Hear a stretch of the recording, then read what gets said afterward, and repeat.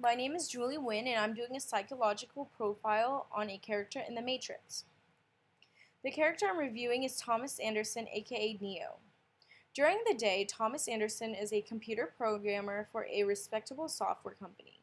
And by night, he is Neo, a computer hacker.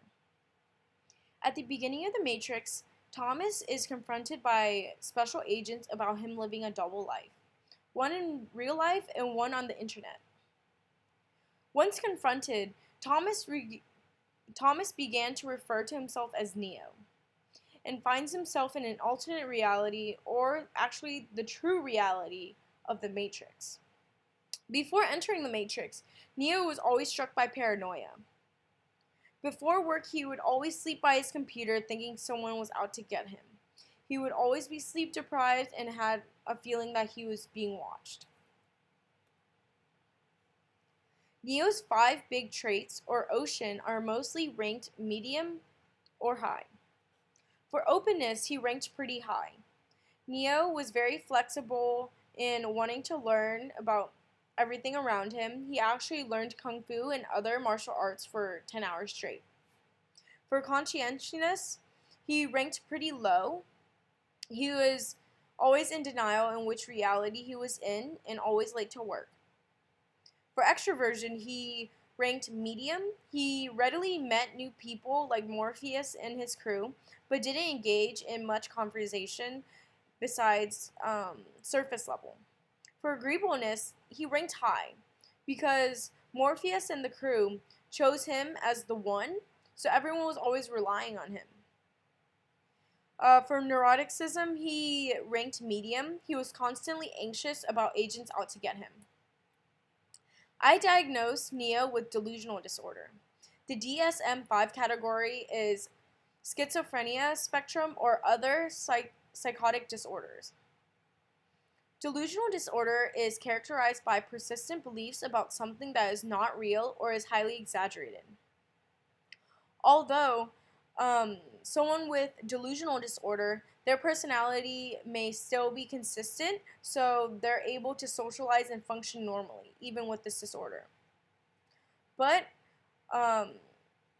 hallucinations would not be very prominent to outsiders. So they could be having these hallucinations and someone wouldn't know because their personality is still intact.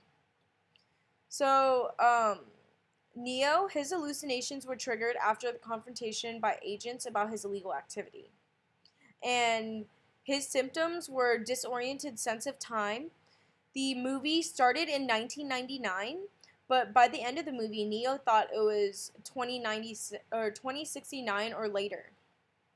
He also had hallucinations. Neo kept altering from real reality, fake reality, and the Matrix. Sometimes he was even dreaming. So the only missing symptom I noticed was irritability or mood swings. Even though Neo had all these hallucinations, he was still very friendly and very consistent with his emotions. My treatment plan for him is psychotherapy for at least 6 months. This would result in reduced levels of delusion. Possible complications could be developing anxiety or depression, which could interfere with his work and routine. So, psychological disorders represented in films. So, I believe for The Matrix, this is my own personal theory. So, this is a science fiction film, not really explicitly about mental health, and would represent a very extreme case of delusional disorder or psychosis. And if it were about mental health, it was very much dramatized for viewer experience. It also represents how technology could be taking over life, and this would foreshadow the future with technology.